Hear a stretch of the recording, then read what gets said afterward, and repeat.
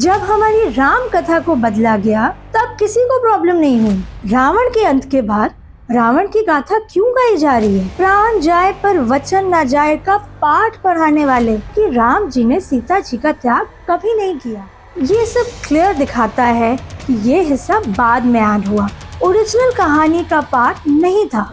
राहुल अंजलि की शादी हो गई। राहुल के फादर यश रायचंद गुस्से में उन्हें घर से निकाल देते हैं। सालों बाद रोहन यानी ऋतिक सबको फिर से एक करता है और एंड में यश रायचंद राहुल अंजलि को गले लगाते हैं और एक बार फिर साथ रहने लगते हैं। सबको लगता है कि कहानी रीयूनियन पर खत्म हो गई, लेकिन नहीं, पिक्चर अभी बाकी है मेरे दोस्त। आपको पता है ऋतिक करीना की शादी पर गेस्ट राहुल अंजलि के बारे में उल्टी सीधी बातें करने लगते हैं। उनकी बातें सुनकर बाऊजी फिर से एक फैसला करते हैं और इस बार राहुल और रोहन यानी शाहरुख और ऋतिक दोनों को घर से निकाल देते हैं। Are you mad?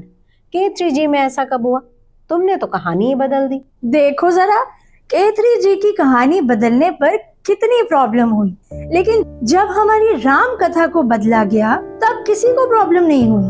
क्या मतलब? हाँ, आज जो रामायण हम पढ़ते हैं उसमें 7 कांड हैं, लेकिन स्कॉलर्स के अकॉर्डिंग ओरिजिनल रामायण में सिर्फ 6 कांड ही थे। उत्तर कांड तो बाद में ऐड हुआ है। असली वाल्मीकि रामायण वहीं समाप्त होती है जहाँ राम जी और सीता जी वनवास से लौटकर अयोध्या वापस आ जाते हैं। तो क्या उत्तर कांड की स्टोरी मिथ है? कोई प्रूफ? प्रूफ भी है। उत्तर कांड की भाषा शैली बाकी रामायण से डिफरेंट फील देती है और ये चेंज क्लियरली उत्तर कांड में दिख जाता है। और सोचिए, युद्ध कांड में जहाँ वाल्मीकि जी ने रावण को अधर्म का प्रतीक दिखाया था, वहीं उत्तर कांड में उसी रावण की जीवनी बताई जाती है।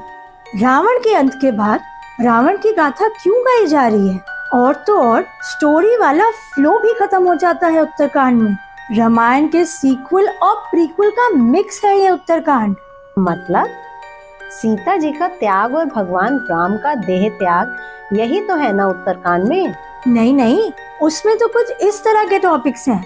रावण के पिता विश्वा और दादा पुलस्त्य का जीवन, राक्षस वर्ण का वर्णन, देवताओं का राक्षसों के वध के लिए भगवान विष्णु की शरण में जाना, विष्णु द्वारा राक्षसों का संहार और पलायन, रावण का जन्म और तप, वर प्राप्ति, कुबेर की कहानी, शूर्पणखा और रावण आदि तीनों भाइयों का विवाह और मेघनाद का जन्म, रावण का अत्याचार, precisely all about Ravan and his family tree. फिर उसके बाद हनुमान जी की उत्पत्ति, ब्रह्मा जी का हनुमान जी को जीवित करके वरदान देना, हनुमान जी का अपनी पावर्स को भूल जाना। यही नहीं, शुक्र और बुध के चैप्टर्स भी हैं इसमें। ऐसा लगता है कि जैसे कोई नया पुराण पढ़ रहे हो। इन टॉपिक्स के साथ सीता त्याग और बाघ की कहानी बताई गई है। लेकिन हमें कैसे भूल सकते हैं कि राजा राम ने तो सीता जी को साथ रहने का वचन दिया था विवाह के समय। वही तो, पिता के एक वचन पर 14 साल वनवास पर जाने वाले श्री राम, प्राण जाए पर वचन न जाए का पाठ पढ़ाने वाले, अपनी शादी के वचनों को ऐसे कैसे तोड़ सकते हैं? और यही सबसे बड़ा प्रूफ है कि राम जी ने सीता जी का त्याग कभी नहीं किया। अगर आज कोई आकर हमारे माता पिता के बारे में कुछ उल्टा सीधा बोल दे तो हम विचार करेंगे कि वो ऐसा कर भी सकते हैं या नहीं, और सामने वाला कितना सच बोल रहा है उसका अंदाजा भी लगा लेंगे। इसी तरह श्री राम का पूरा जीवन देखकर हमें खुद ही ये फैसला करना है कि क्या वो वास्तव में ऐसा कर सकते हैं। मैं आपको बताना चाहती हूँ कि मैंने वाल्मीकि जी की रामायण को पढ़ा है, रिसर्च की है और फिर आपके साथ शेयर कर रही हूँ। आई विल एडवाइज आपको भी वाल्मीकि रामायण को खुद पढ़ना चाहिए और डिसाइड करना चाहिए।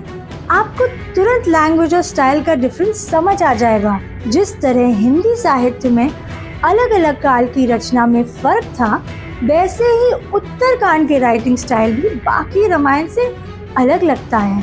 ये सब क्लियर दिखाता है कि ये हिस्सा बाद में ऐड हुआ, ओरिजिनल कहानी का पार्ट नहीं था। और वैसे भी युद्ध कांड के एंड में रामायण की फलश्रुति बताई गई है, जो कि किसी भी पार्ट के एंड में होती है। इसका मतलब हमारे इतिहास के साथ छेड़छाड़ की गई है। बिल्कुल, सेंचुरीज तक गुलाम रहने वाले देश में ऐसी छेड़छाड़ कोई बड़ी बात नहीं है, वो भी उस समय जब शास्त्र हाथ से लिखे जाते थे। लेकिन ऐसा क्यों किया होगा? जिससे हम भारतीय अपने ही भगवान पर क्वेश्चन मार्क लगा दें। ये था हमारी आस्था पर सीधा वार।